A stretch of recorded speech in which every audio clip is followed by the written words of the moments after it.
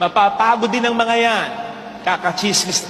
Kapag ikaw ay nasa tama at katotohanan, lalaban kang parang agila sa uwak, maniwala ka. Paano bang lumaban ang agila sa uwak?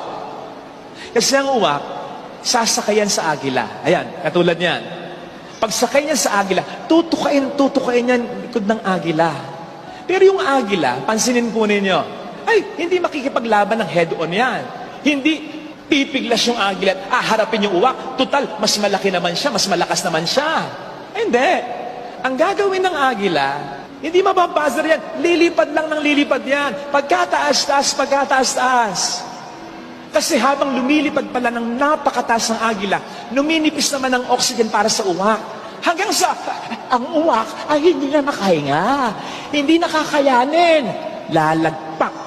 Bibitaw na lang siya.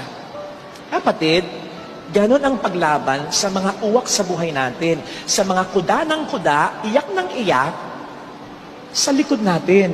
Huwag nating sayangin ang energy, ang oras, ang resources natin.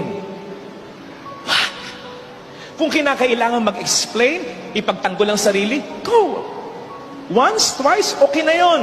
Kasi ang taong naninira talaga, hindi maniniwala yan. Kahit anong explanation mo pa, mag-explain ka sa iba, pero hindi sa kanya.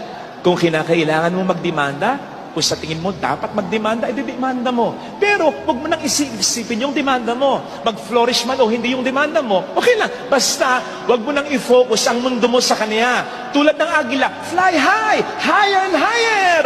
Gawin mo yung mga dati mong ginagawa. Lalong-lalo na yung kinaiinggitan ng mga gumawa ng kwento laban sa'yo.